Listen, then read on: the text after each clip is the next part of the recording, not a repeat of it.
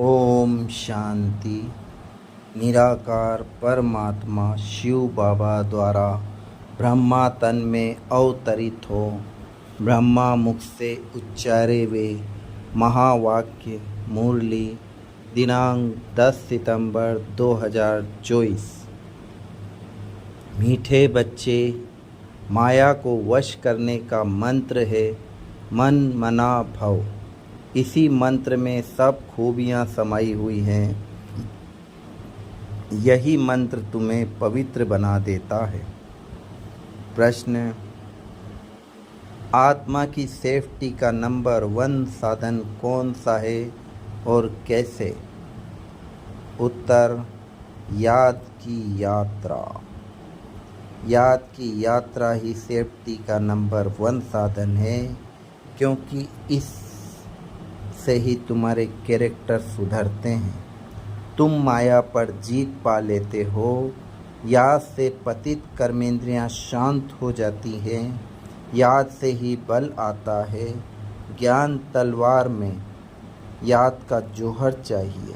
याद से ही मीठे सतो प्रधान बनेंगे, कोई को भी नाराज नहीं करेंगे।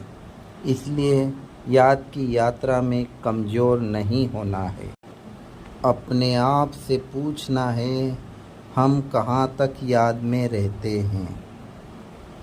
फिर आज की मुरली से बाबा ने हम बच्चों को धारणा के लिए मुख्य सार बताया है, जिसको हमारे जीवन में हमें धारण भी करना है और उसके अनुसार हमको चलना भी है।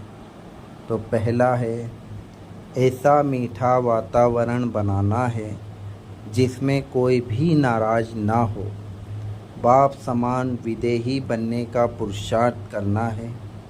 याद के बल से अपना स्वभाव मीठा और कर्मेंद्रियां शांत करनी है।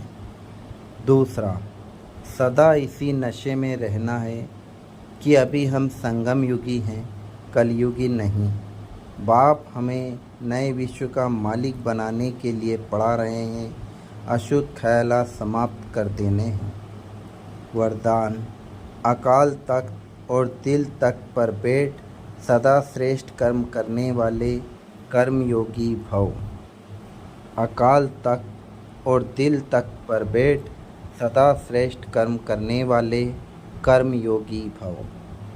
इस समय आप सभी बच्चों को 2 तख्त मिलते हैं, एक अकाल तख्त, दूसरा दिल तख्त। लेकिन तख्त पर वही बैठता है जिसका राज्य होता है। जब अकाल तख्त नशीन हैं तो स्वराज अधिकारी हैं, और बाप के दिल तक नशीन हैं तो बाप के वर्षे के अधिकारी हैं, जिसमें राज्य भाग सब आ जाता है। कर्मयोगी अर्थात दोनों तख्त नशीन। ऐसी तख्त नशीन आत्मा का हर कर्म श्रेष्ठ होता है, क्योंकि सब कर्मेंद्रियां लॉ और ऑर्डर पर रहती हैं। स्लोगन: जो सदा समान की सीट पर सेट रहते हैं वही गुणवान और महान हैं। जो सदा समान की सीट पर सेट रहते हैं वही गुणवान और महान हैं। ओम शांति।